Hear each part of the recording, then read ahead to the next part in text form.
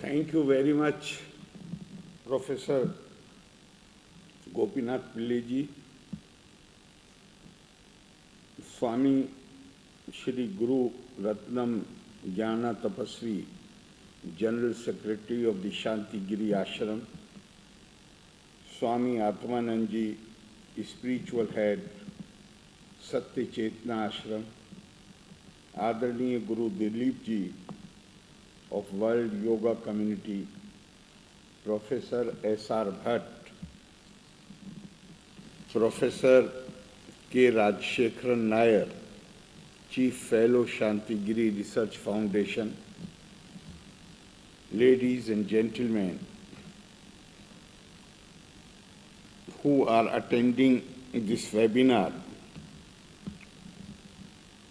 First, I would like to convey my heartfelt greetings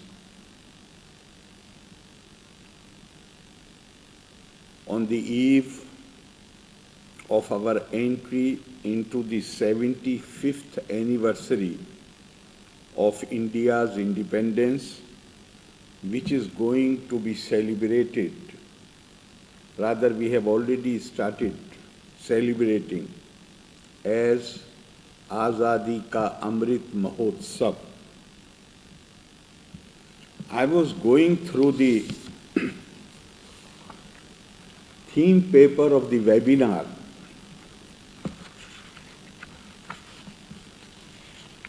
You have used two lines of famous Urdu poet Allama Iqbal.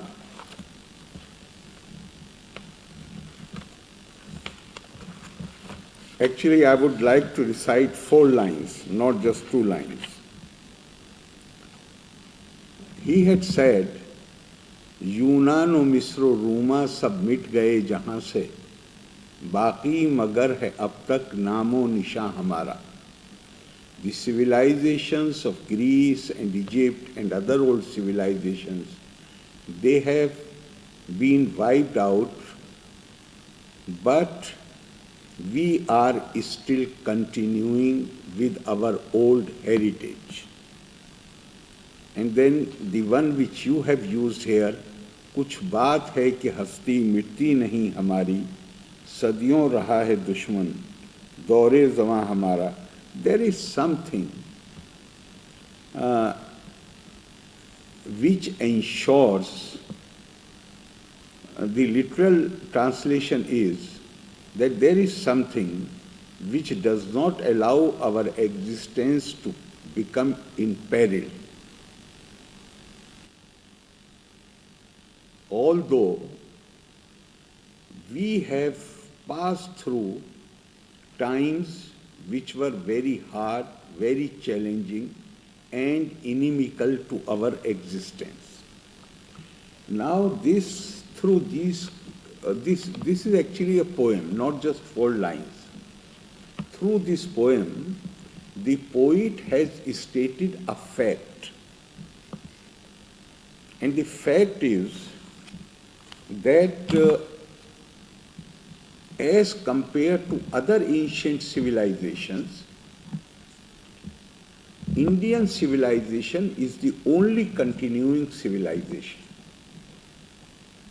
The contemporary India, unlike contemporary Egypt or contemporary Greece, which though inhabiting more or less the same area, geographical, they are today, these countries, they inhabit almost the same geographical area, but they are quite distinct from the civilization of ancient Egypt or Greece.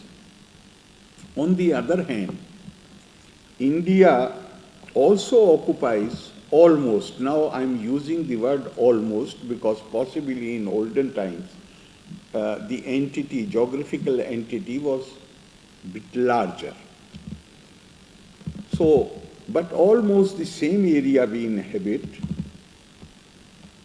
but we are continuous with the past and bear allegiance to the same values which ancient India had developed. India has endured even foreign invasions as it received their influence and adapted it to its own traditional framework.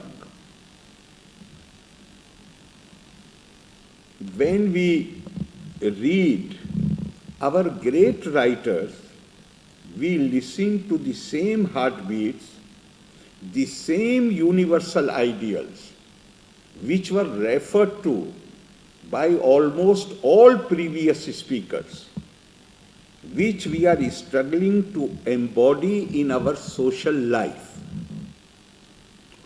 Professor Bhatt had particularly mentioned about the orientation of Indian culture and civilization. The point he made that what distinguishes us is the fact that our orientation is not material or bhautik. Our orientation is adhyatmic, is spiritual. But the point I was making is that the poet has stated a fact. Kuch baat hai, there is something. Now it is our duty to figure out what is that something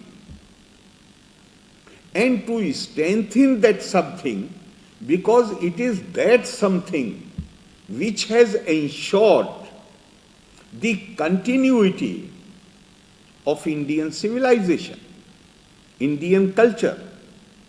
Sir Birjendra Nath Seal, who was Vice Chancellor of the Mysore University and a college mate of Swami Vivekananda, he had also coined a beautiful phrase which he has used in his book, The Positive Sciences of Ancient Hindus.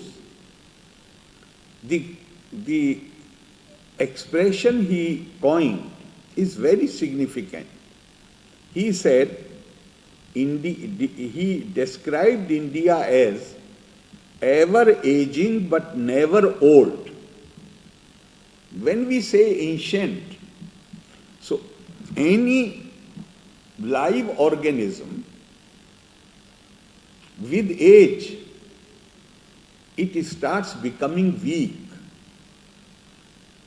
Old age brings weakness. But Sir Birjendra Nath Seal says that India is ever aging, never old. Now the Sanskrit word Puran also means the same thing. According to the dictionary, it means ancient, old, belonging to ancient times. By Puran, the word Puran we also use for a class of literature in Sanskrit. But the essence of the word Puran is given by Adi Shankaracharya in his commentary of the Gita, where he has, in the Gita, in chapter 2, shlok number 20, Atman has been described as, we all know, na jayate miryate va kadachit, nayam bhutva bhavita va na bhuya, ajo nitya shashvatoyam purano, na hanyate hanyamani sharira. The same word Puran has been used for Atma, which neither takes birth nor it dies.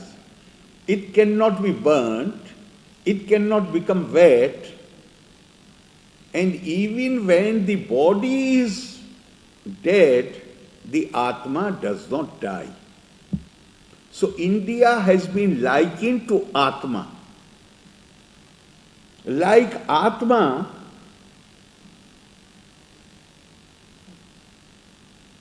discards the body, and as we take to new clothes, it takes to new body.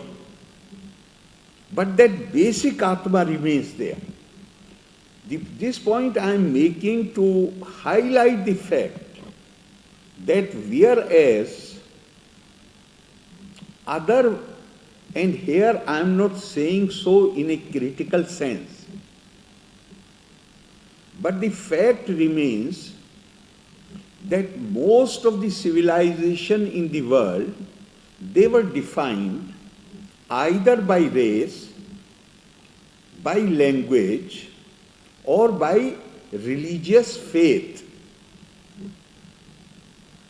Now, Indian culture, even before the speakers who have spoken before me, even they have highlighted this fact, that Indian culture was never defined right from the beginning of the journey of Indian civilization. Our seers, our sages, our rishis, they defined India or Indian culture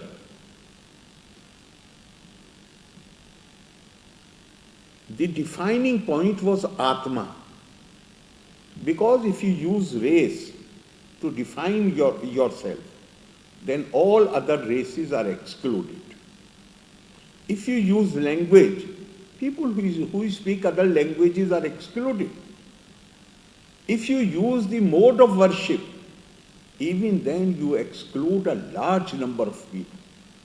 And that was the way of life almost all over the world till only about 150 years back.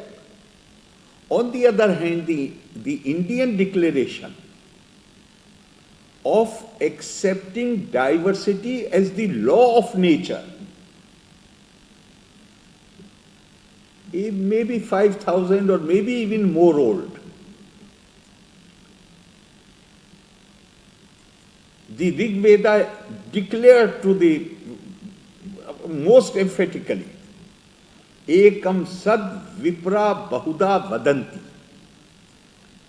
The reality is one, but those who know it, they describe it variously. We have never believed in confining all people to single interpretation of reality. Rather, the Indian culture has always promoted the idea that each one approaches the supreme truth in a manner which suits her or his own genius. If I use the words of Swami Vivekananda, one size coat cannot fit everybody. That is the essence of Indian culture. And that is why we say that we have a universal vision which does not view a person in terms of characteristics which are variable and alienable, like caste, creed, color, social status. Rather, we view human beings in terms of invariable and inalienable characteristics. And that characteristic is potential divinity of man, which is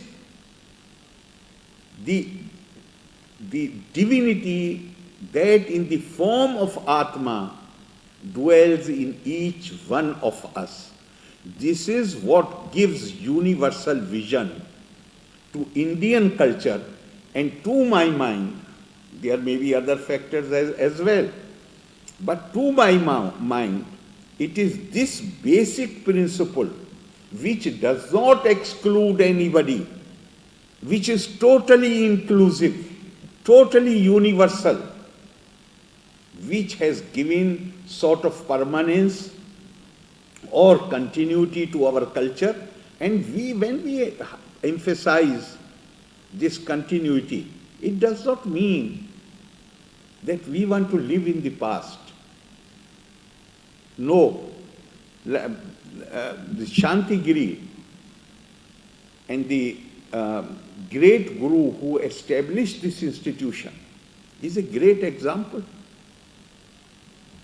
Navjyoti Shri Karunakar Guru, his teachings, I think, one of the best articulation of how to go ahead while preserving our basic ideals and basic values.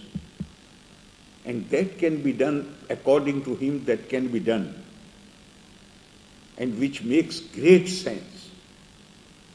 By reviving the Gyan Parampara, by applying your mind and finding out what is the most suitable course of action for the times in which you are living. Yug Dharma, Kal Dharma. This ability to adjust to the changing times while sticking to your basic ideals and basic values is what gives continuity to Indian culture, or what does not allow Indian culture to become stale.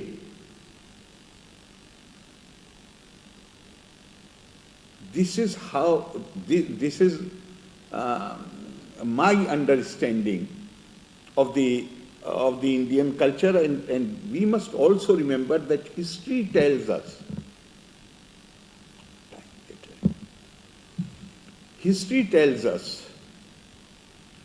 that all creative writers, all great builders of the societies of the nations, who devoted their lives for the renaissance, for the regeneration of their societies, to take out their societies from the gloom in which they had fallen. They have always relied on their cultural heritage. Because you have to find the sources of inspiration. How to inspire your people to regenerate themselves, to breathe new life into them. We have been under long spell of foreign rule. That did not happen suddenly. If we study Swami Vivekananda, if we study Swami Ranganathananda, or even if we analyze the situation in the paradigm of our own Sanatan philosophy, Swami Vivekananda has said it in ringing words. He said, always remember, nobody can injure you. Nobody, no outsider can hurt you unless you have already injured yourself. Now, how to heal this injury? That was the question before leaders like Swami Vivekananda. That was the question before leaders of our freedom movement. How to heal ourselves? Where to take inspiration from? We will have to go back to our roots, not in the sense that we want to revive the past, but to find out the glorious ideals and values and also personalities who can inspire us to move ahead. Although this week, if not in a week, but in 2 weeks' time, I am going to narrate this small anecdote third time. But I think it is very appropriate to understand the relationship between the ancient past and the inspiration which is needed to move ahead.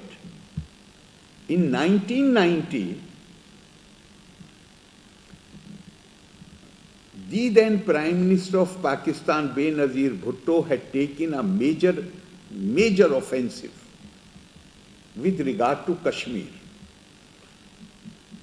She was going to every member of the OIC, Organization of Islamic Countries. She went to all these countries personally, canvassing support for Pakistan on the issue of Kashmir. Then I was a minister in the central government. The responsibility to present India's side was given to me. A day before I was leaving for Indonesia, because that was my first ever visit to Indonesia, therefore I thought that I should go to the house of our first ambassador to Indonesia, Muhammad Yunus Saab, and should try to take his help to understand how I should approach the leaders and in what manner I should present our case before them, the Indonesian leaders. I sat with him for more than an hour, and he related to me a very interesting story, which I have never forgotten. He said that keeping in mind India's importance for Indonesia, President Sukarno used to, whenever he went for public meetings, most of the time he will ask me to accompany. I will go with him, and I heard him saying again and again in his speeches, he will use the words Bhim, Arjun, Bhim, Arjun. So he said one day when we came back, I asked President Sukarno, what do you mean by Bhim and Arjun? Then President Sukarno asked him, don't you know who Bhim and Arjun are? He said, if you are referring to the Mahabharata characters, I know them. Yes, I am referring to them only. But what do you say to your people when you use these names? He says, I tell them that because of slavery of 200 years, you have been robbed of your self-confidence and your sense of dignity and sense of self-honor. And you have forgotten that you are children, you are progeny of Bhim and Arjun. You do not realize whose progeny you are. You do not realize your own power. So when you go back to your roots, that becomes essential. Because that is a great source to inspire your own people to march towards a golden future. Reverting back to your cultural heritage is absolutely essential if you want to build a prosperous future. Cultural nationalism, which nationalism is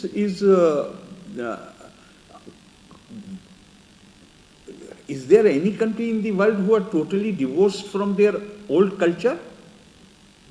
No, they are not. And India, which is recognized by almost everybody in the world, all over the world, that India has this great cultural legacy, cultural heritage. We have this treasure trove. which can inspire us, which can lead us. In fact, I would like to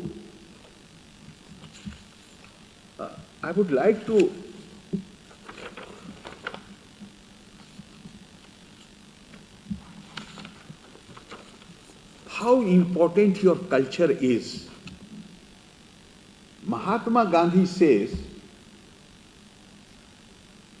and the treasure, the traditional wisdom of India, we can access only through the study of Sanskrit. And what Mahatma Gandhi has said, Mahatma Gandhi has said, these are ringing words. He said, without the study of Sanskrit, one cannot become a true Indian and a true learned man.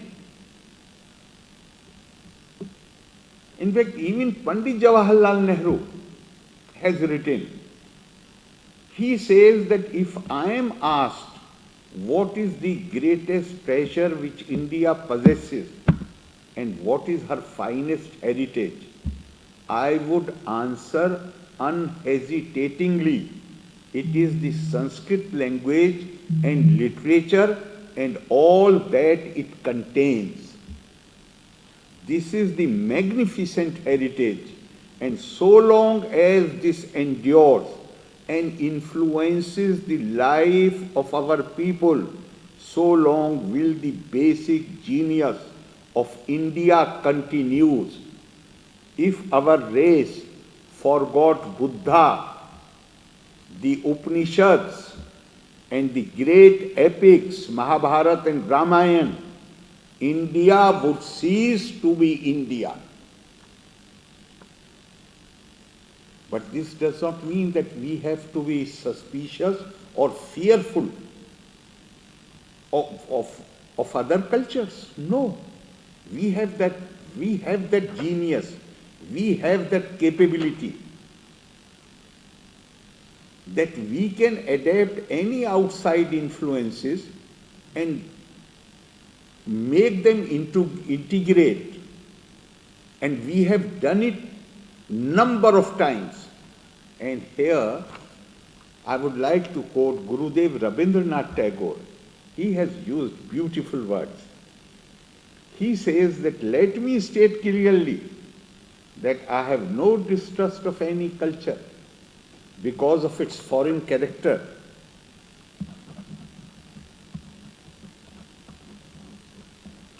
On the contrary, I believe that the shock of such forces is necessary for the vitality of our intellectual nature. This comes from Gurudev, and it should come from Gurudev, because Indian tradition says, Ano Bhadra Kirtavo Yantu Vishwata. Let noble thoughts from everywhere come to us. We have never felt shy of them. But at the same time, we must be firmly rooted in our own ideals, in our own traditions, in our own heritage, and then sky is the limit to grow. I am extremely thankful to the organizers of this webinar for their kind invitation and giving me this opportunity to listen to so many erudite people. And I am particularly thankful to Professor Gopinath for sending me the theme paper and coming personally here to invite me. I sincerely thank all the previous speakers who have very graciously used very kind words about me. I know it is their kindness, but I take their words as blessings for me. Thank you very much. Nanni Valre Nanni, Jai Hind.